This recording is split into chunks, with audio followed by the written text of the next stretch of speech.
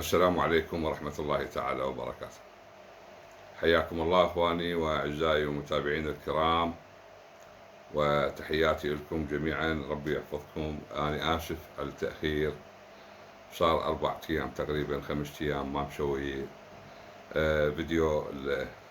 صراحة الموبايل مملوء الذاكرة ونظفته أكثر من مرة وما ينطيني مساحة يعني لتسجيل الفيديو.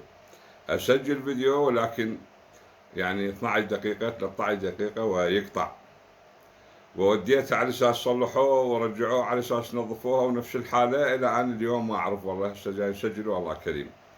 ان شاء الله ينطينا مساحة. نرجع لموضوعنا اخواني.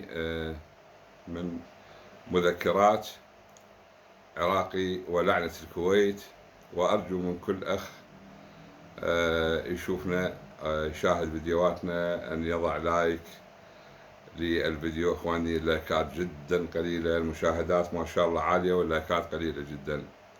ارجو ان تنتبه على هاي الحاله. واني اشكر كل الاخوه اللي راسلوني بالتعليقات وفقدوني وسالوا علي، يعني استغربوا من انقطاعي. تحياتي لهم ولكل الاخوه اللي يشاهدونا، كل متابعينا وغير متابعينا. اخواني، مسلسل داعش والأحداث الداعشية اللي جرت بالعراق من قتل وترهيب، بالحقيقة خلاصتها كانت تأكيد الهوية الطائفية ودعم للمشروع الطائفي، لا أكثر ولا أقل. داعش كان في نظر بعض العراقيين أنه تنظيم سني، وهو فعلا كان تنظيم سني، وبالحقيقة هو ارتدى هذه العباءة ليخدع كل الأطراف. خدع السنة على أساس هو تنظيم سني، وخدع الشيعة أيضا على أساس هو تنظيم سني، وبالحقيقة هو قتل أهل السنة أكثر مما قتل الشيعة بالعراق وبسوريا أيضا، بحيث استخدم ممارسات إجرامية ما كانت تخطر على بال أي مسلم عراقي أو سوري. وطبعا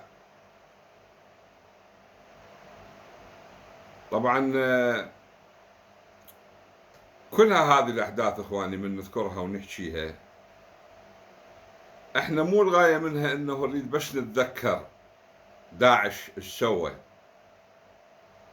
او شلون قتل، ولكن احنا نريد نعرف الاسباب ليش اصلا انوجد داعش، ليش انوجد هذا التنظيم اللي يدعي انه هو تنظيم اسلامي، ولكن بالحقيقة هو تنظيم مجرم،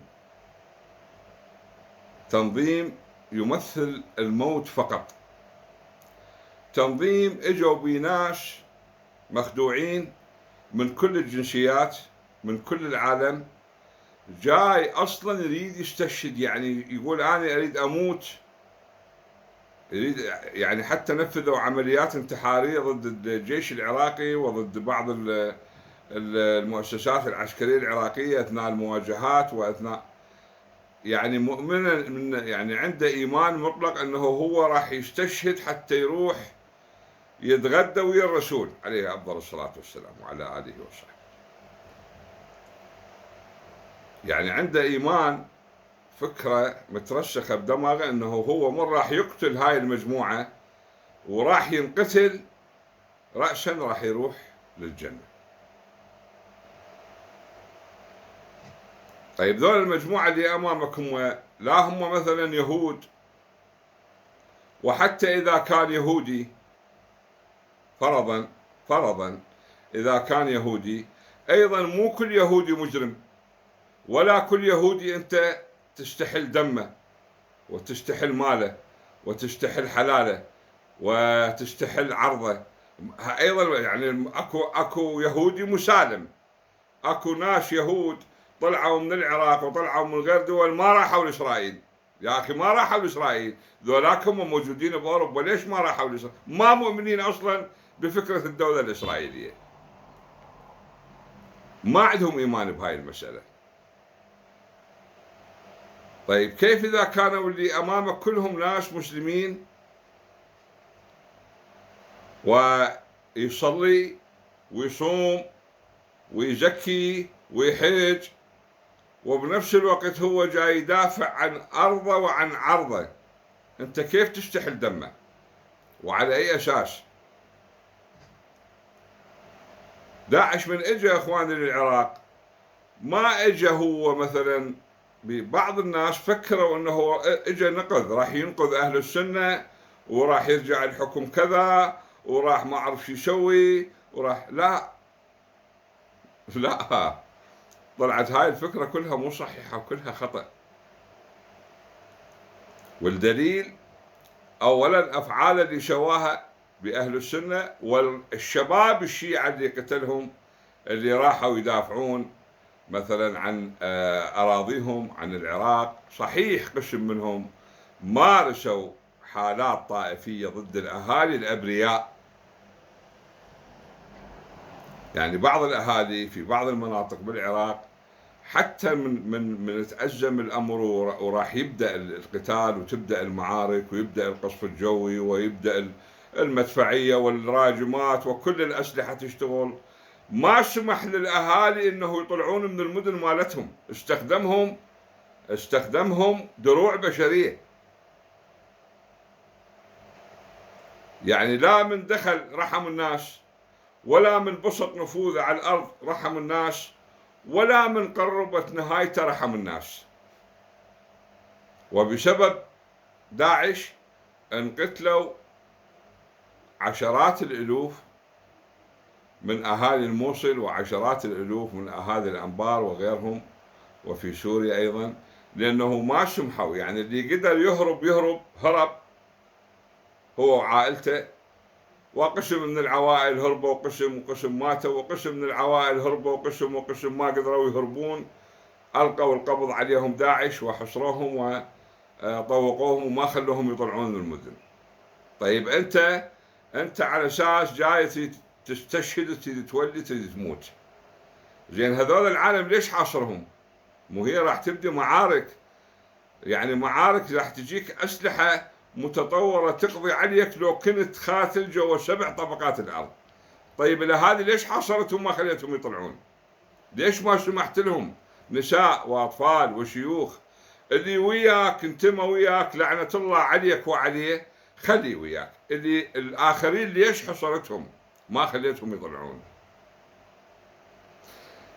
وعاشوا العراقيين والسوريين أيضا موسم بهذلة وقتل، وتفرقت وتشتتت العوائل وتشتت الناس تشتتت، وقسم من العراقيين طلعوا على سوريا، ومن سوريا راحوا لتركيا العوائل. اللي يجي باتجاه الجيش النار مفتوحة ويتم قتل أي إنسان يعني يظهر أمامهم.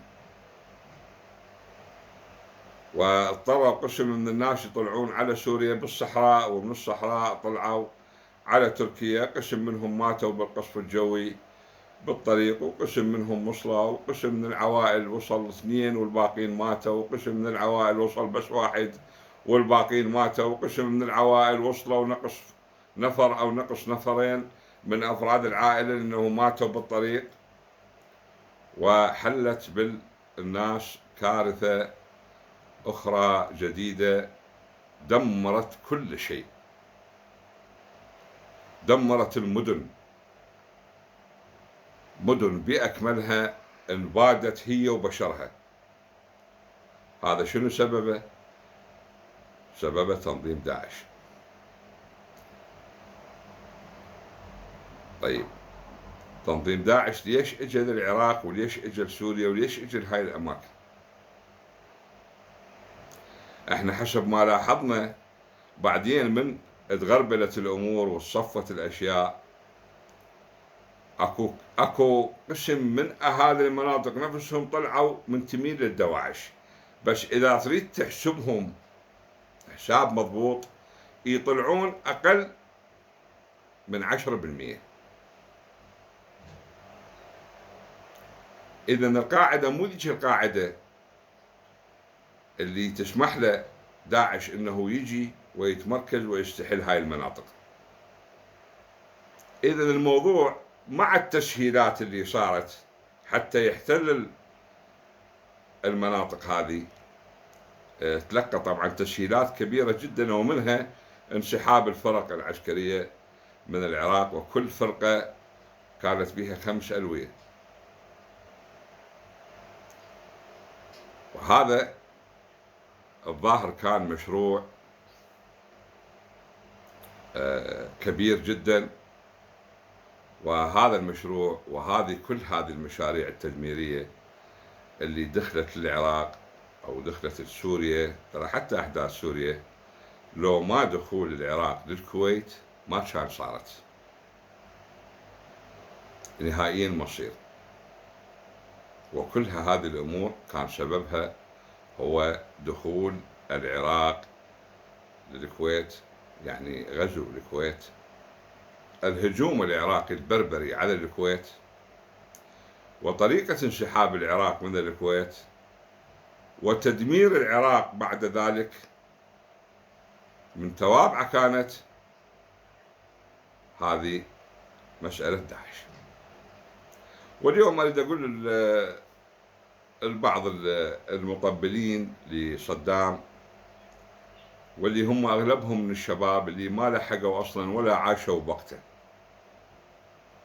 سوى سمعان صدام كان ثوري، صدام كان عروبي، صدام كان بطل، صدام كان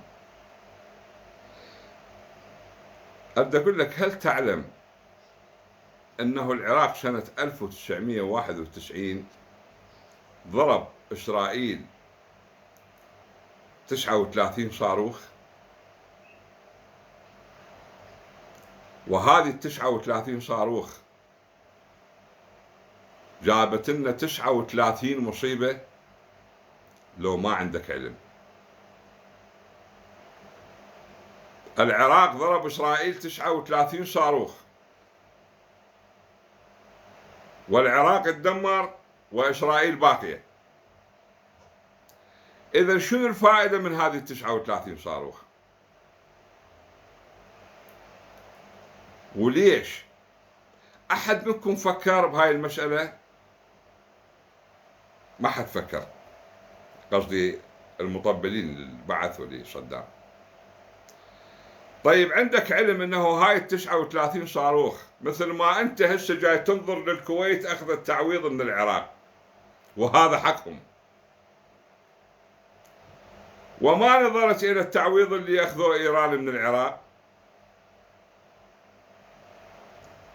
وما نظرت الى التعويض اللي اخذوه اسرائيل من العراق عن هذه 39 صاروخ، بحيث اخذوا على كل صاروخ 10 مليار دولار. عندك علم؟ على كل صاروخ إسرائيل أخذت تعويض من العراق 10 مليار دولار. وبهذه التعويضات مال الصواريخ اللي انضربت على إسرائيل من العراق، بنت بها إسرائيل القبة الحديدية اللي تقاوم جميع أنواع الصواريخ الآن. استنتجنا من هاي الحالة أنه كانت هاي الضربة الصاروخية لإسرائيل هي لخدمة إسرائيل ولتدمير العراق. أنا ما أريد أجزم وأقول أنه الرجل كان عميل لإسرائيل، لا، هذه ما أقدر أحكيها، لأنه بصراحة ما عندي دليل ولا عندي يعني فد شيء يعني أقدر أستدل عليه بهذا الموضوع، ولكن أنا علي بالتحصيل الحاصل، وعلي أريد أوصل لك فكرة أنه هذا الرجل كان مجنون. الرجل كان يعمل أعمال ما يفكر بعواقبها، وما يفكر بنتائجها.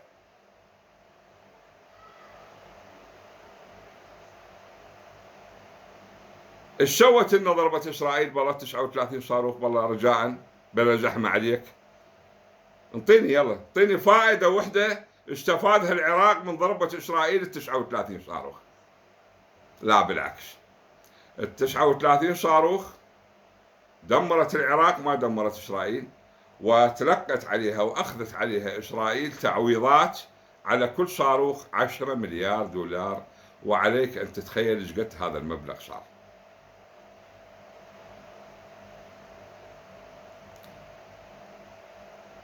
يعني الكويت قالوا له روح اضرب اسرائيل 39 صاروخ. احد من العرب ترى ما كان، ترى انتم لعلمكم همكم شخصيه اخرى مخدوعين بها، هذا ياسر عرفات، هذا كان اكبر هيلك، هذا كان هيلك.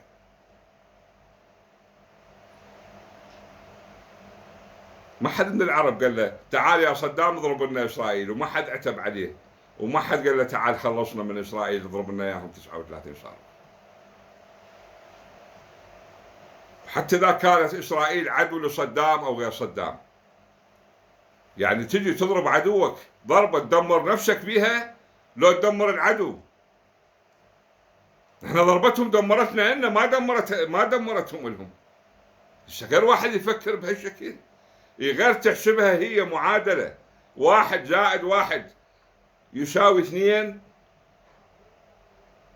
يعني الانسان هسه تقعد بالامتحان وانت طالب بالابتدائيه، اذا ما تحل المساله بشكل صحيح ما راح تنجح.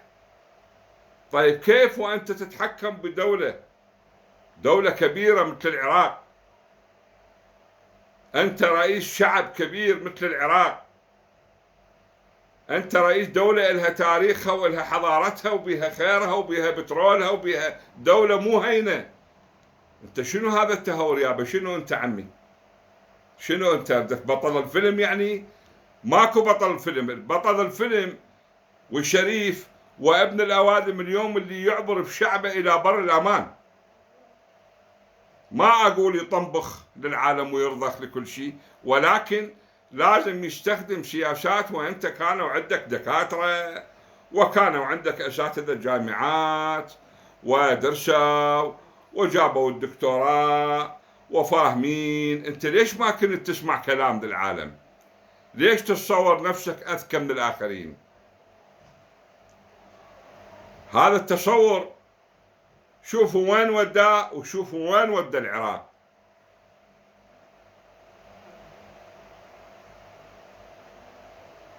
يعني هم وصلوا الى مرحله انه كانوا حتى يستهزئون بعقول العراقيين. وانطيكم هسه مثال بسيط. بايام الحصار من كانوا العراقيين ياكلون حجار، والعراقي كان يطلع يدق ويلطم من الصبح لليل يا الله يقدر يدبر له كيلو طحين. يطلع لنا استاذ عدي يقول البطاقه التموينيه مالتنا ضاعت، واللي يلقاها ويجيب لنا اياها له مكافاه. هذا شنو معناه؟ هذا معناه انه هم وصلوا الى مرحله يشوفون نفسهم اذكياء ويشوفون الناس اغبياء، مثل ما هسه بعض السياسيين هسه حاليا يستخدمون نفس هاي الطريقه. هذا اللي يقول انا ما عندي البارحه داينت ما عندي عشاء، وهو هو مستولي على خير العراق كله. وهذا اللي يقول مدري شلون، وهذا اللي يقول انا قاعد ببيت ايجار، وهم كلهم حراميه ونهبيه. بابا لا حد يستكفل العراقيين، عيب عليكم. فيطلع لنا كان بوقتها استاذ عدي يقول بطاقتنا التموينيه اللي نستلم بها مواد غذائيه ضاعت، واللي يلقاها له مكافاه.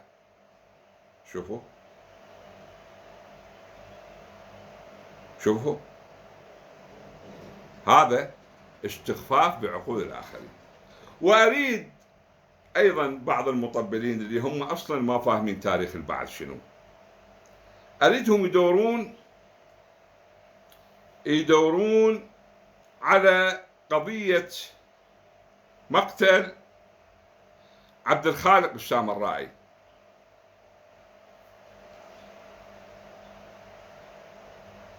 ابحثوا. عبد الخالق السامرائي كان بحثي قديم ومناضل قديم، وكان يسموه ويلقبوه بدرويش البعث. اسألوا عليه ليش انقتل هذا، ليش اغتالوه، ليش عدموه مع رفاق الآخرين بموضوع بيوم حاكموهم بقاعة الخلد، وشنو علاقته بالموضوع؟ العراق أو التنظيم بذاك الوقت اكتشف أنه أكو مجموعة من الباحثين متآمرين اللي يسوون انقلاب على الحكم بالاتفاق مع حافظ الأسد. آمنا بالله ما يخالف. ذولا شنو؟ ذولا خونة. ما يخالف، خونة من حقك تعدمهم. طيب عبد الخالق السامرائي ليش دمجتوا وياهم وهو مو وياهم؟ تدرون ليش؟ اندمج وياهم عبد الخالق السامرائي لأن كان علي حسن المجيد يضوج منه، بس لا أكثر لا. يعني إذا كان حتى الرفيق البعثي المناضل القديم اللي وياهم عايش كل مراحل حزب البعث من بداية تأسيسه إلى أن استلم السلطة، كان أي واحد من هؤلاء الأفراد حياته ما إلها ثمن عندهم. وأعطيك بالدليل شلون حياته ما إلها ثمن، وخصوصا عبد الخالق السامرائي. عبد الخالق السامرائي اللي نفذ به حكم الإعدام هم عدي وقصي وأحمد بن برزان، بحيث من ربطوهم ورادوا يعدموهم الوحيد هو نفذوا به عدي وقصي قتلوه، وأحمد بن برزان دي يدربوهم شلون يقتلون البشر وهم كانوا شباب صغار. وأحمد بن برزان كان طفل مو شاب صغير، طفل. طيب شنو الغاية من اقتياد أحمد بن برزان إلى هذا المكان، مكان الإعدامات؟ وليش؟ يجيبون الطفل من أبنائهم لهذا المكان حتى يدربوه شلون يقتل الناس. ومو هيجي تنحكم الدول. أعتقد أني في فترة من الفترات صدام حسين من قد التمجيد اللي كان به، استغفر الله العظيم، وصل شوية أنصى من رب العالمين بدرجة. لو نسيتوا من طلعوا له 99 اسم: القائد، المناضل، الهمام، الضرغام، اللمام، نسيتوها؟ انت منو حتى يطلعوا لك 99 اسم؟ وحتى اذا كانوا طلعوا لك هذا الشيء متملقين، انت شلون تسمح لهم؟ الرجل كان مصاب بداء العظمة. انا ما اقول مجنون رسمي، ولكن كانوا اكو عنده فد شيء نفسي من خلال تصرفاته. البعض يتصوره فد منبر عالي يمثل العروبة ويمثل القومية ويمثل الشجاعة ويمثل الإقدام ويمثل الإخلاص ويمثل الولاء المطلق. وفعلا هو صحيح، اكو بعض النقاط هي صحيح حقيقية موجودة بي، ولكن الكثير منها مو حقيقية ما موجودة بي، بس الآخرين يشوفوها الشكل. واستهتاره بدماء العراقيين كان عابر الحدود. وبالمناسبة اكو بعض الأخوة المتابعين أرسل لي مقطع فيديو لفائق الشيخ علي، يقول بي فائق الشيخ علي انه العراقيين، الشارع العراقي كله كان يدري انه صدام راح يحتل او راح يغزو الكويت بعد حرب ايران. واني هذا الحكي يعني ما بصراحه ما اني كنت عايش ببغداد، ماكو هيك كلام. الدعايه اللي كانت منتشره احنا اللي كنا نسمعها ببغداد انه صدام حسين من انتهت الحرب العراقية الإيرانية وانسحب الجيش، الدعاية اللي ظهرت على الساحة أو اللي تنحكي بالمقاهي وتنحكي بالأماكن العامة وتنحكي حتى داخل البيوت إنه العراق راح يحرر فلسطين. وإذا تتذكرون اجى الهيلق ياسر عرفات للعراق ودخل وقال له سيدي الرئيس ابو عدي اريدك تحرر فلسطين بنفس الجندي اللي صمد على البوابه الشرقيه للوطن العربي، بنفس الجندي، يعني بهذا الجيش الحالي الموجود اريدك تحرر فلسطين. واحنا ما نقول فلسطين مو عزيزه علينا، ولا نقول فلسطين هي مو ارض عربيه، ولا نقول القدس هو رخيص عندنا، لا بالعكس. ولكن هذا رجل كان هيلك ومتملق وطلب هذا الطلب، واعتقد هذا الطلب كان مفبرك لانه هو اكد كلام الشارع العراقي انه العراق راح يرتاح فتره معينه وبعدين يشن هجوم على اسرائيل ويحرر فلسطين. ولكن بعدين اتضح انه اذا اراد العراق ان يحرر فلسطين لازم يحرره عن طريق الكويت. يا رايح لبغداد مر بالسماوه. سماوه وين وبغداد وين؟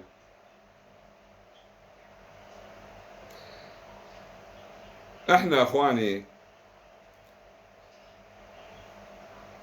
يعني صدقوني ترى احنا ما عندنا يعني فكر غريب. أنا جاي ألاحظ يعني بعض الأخوة مصورين أنه أفكارنا غريبة، مثل ما البارحة واحد معلق لي تافه قايل لي قريبا راح تكون شكل كماشة، ما أدري على يا حلقة معلق من حلقاتنا مال اليوتيوب، كاتب لي قريبا راح تكون شكل كماشة وراح نعرف أنت منو وشنو غايتك من هذه هذه الفيديوهات المدسوسة وش مرتكب انت بالعراق قبل ما تطلع. شوفوا اليوم وصلنا الى مرحلة، المرحلة تقول انه الانسان لازم يطبل مع الكل، او لازم اذا طبلوا الكل هو يشد وصله ويقوم يرقص وياه. واحنا بدي اقول لك يا اخي انت صاحب التعليق، او لا مو اخي، لا والله مو اخي، طز بيك انت وكماشتك،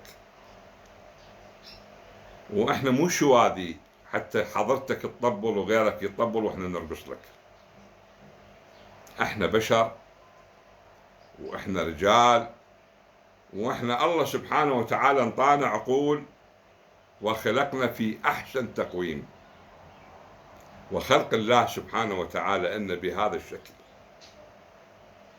وانطانا هاي المميزات، ما انطانا اياها حتى نعيش همج، ولا انطانا اياها حتى نعيش جهله، انطانا اياها حتى نترقى بعقولنا ونوصل الى مراحل متقدمه ومتطوره بجميع الافكار وبجميع المجالات. اما انت اذا كنت همجي وكنت ساذج وكنت جاهل فاكيد راح تشوفنا وتشاهد فيديوهاتنا، ولكن ما راح تفتهم شيء من اللي جاي نحكي. وأنا تأكدت البارحة من قريت تعليق هذا الرجل، تأكدت للأسف أنه كثير من الناس ما فاهمين لحد الآن احنا جاي نحكي وجاي نقول.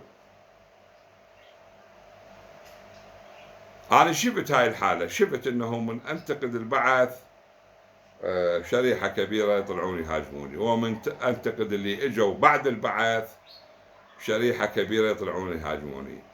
ذاك من تنتقده وتنتقد أفعاله يطلعوا لك يهاجموك وكأنما أنت عميل، وكأنما أنت ما أعرف إيش، وكأنما أنت مدري شنو. وذول الآخرين من تنتقدهم يطلعوا لك كأنما أنت طائفي، وكأنما أنت. بابا أعزائي أحبابي، احنا دائما نأكد على انتمائنا العربي، ونحث الشباب على أن يحترم إخوان العرب، وينظر إلى نفسه كعراقي ابن هذا البلد العظيم الكبير، وإن كان البلد الآن يمر بكبوة، وهذه الكبوة اللي احنا نشوفها اكو غيرنا ما يشوفها، وهاي مشكلته إذا راد يشوف أو إذا راد ما يشوف. الكبوة نشوفها، والمرحلة اللي يمر بها العراق الآن هي نتيجة أخطاء، وهذه الأخطاء احنا من جاي نحكي ونعترف بها، أولا حتى نطيب خواطر إخواننا العرب،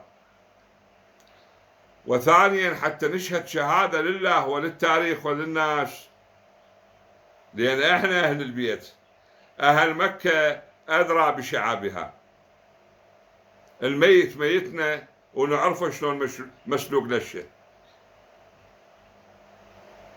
فمن تحشيها أنت العراقي تقول يابا ترى أنا ابن هذا البلد وبلدي خطأ بالفلانية والفلانية والفلانية، هذا اعتراف منك بالذنب، وإن كنت مو أنت المسوي، هذا ذنب عام طابع أخذ عن العراق. والاعتراف بالذنب أو بالخطأ هو فضيلة وهو شجاعة. لا تتصور أنت من تعترف بذنبك وتقول يا ناس يا عالم ترى أنا خطأت بهذا الموضوع، ترى إحنا كعائلة خطأنا بهذا الموضوع، وإن كان الخطأ مثلا مو منك، من أخوك من أبوك، ترى إحنا كقبيلة خطأنا بالموضوع الفلاني، وإن كان الخطأ مو منك، من ابن عمك من ابن عم أبوك، ترى إحنا كبلد خطأنا بالموضوع الفلاني، وإن كان الخطأ ما إلى يدي أي عراقي بيه.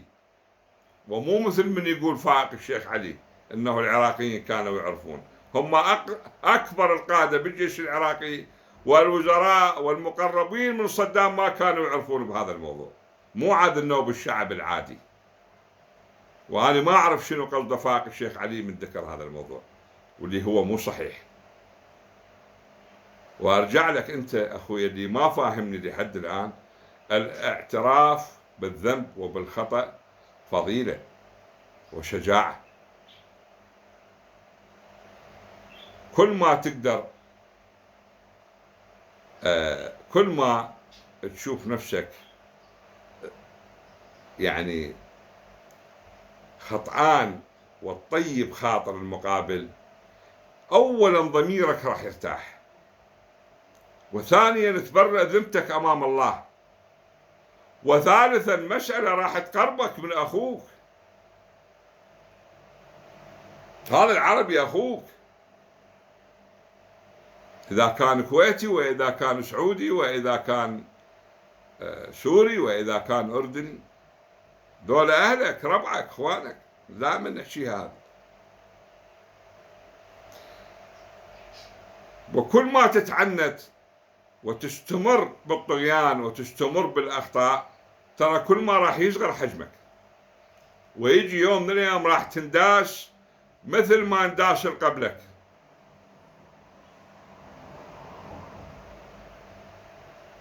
ترى قبل من كان إذا تقعد بمكان وتقول يابا ترى راح يجي وقت راح يطلع بي جهاز هالكبرى يصور ويتصل وصورة وصوت وتشوف بي كذا، وتشرح مميزات الموبايل اللي موجود الآن. هاي المسألة إذا كنت حاكيها قبل 100 سنة أو 50 سنة راح الناس تقول عليك مجنون. هذا منين جايب هذا الحكي؟ شنو هالكبرى؟ شنو يحكي؟ شنو تحكي ويا واحد بغير دولة؟ شنو تطلع صورتك وصوتك؟ ما حد يصدقك. وأيضا بوقت صدام يمكن لو يضال واحد وقال يابا ترى صدام ترى هيك راح تكون نهايته، راح أيضا تقول عليه العالم هذا مجنون. ولكن أنا أقول لك لا تستبعد أي شيء ولا تطغى. ترى الطغيان مو من صفات العربي. العربي الأصيل يكون شجاع، صبور، قوي، وبسيط. قد ما يكون المقابلة سهل هو يكون أسهل منه. الطغيان مو من صفات العرب ولا من صفات المسلمين، خلوه لهذا، لا تشيم بالطغيان، لأن مو مالاتنا.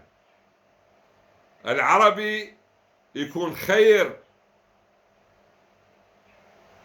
ابن خير، من ينذكر أمام الناس يقولون نعم.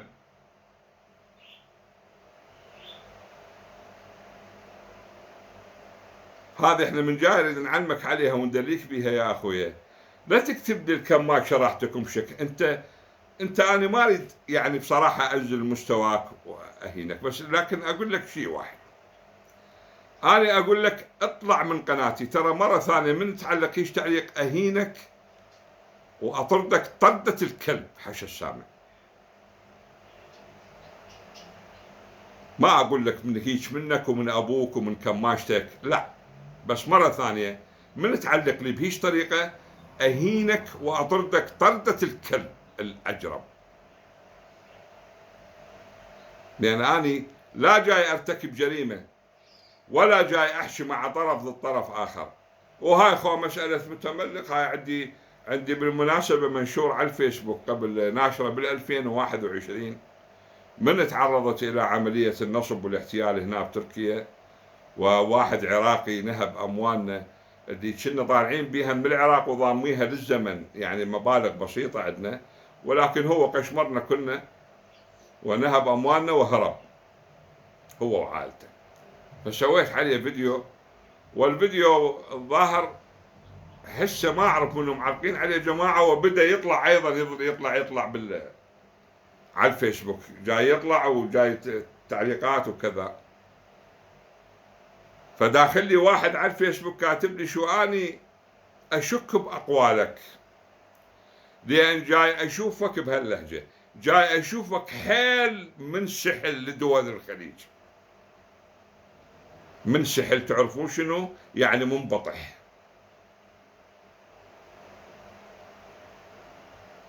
اذا هو جاي يشوفني على التيك توك، واني بصراحه هذا التعليق خيب املي.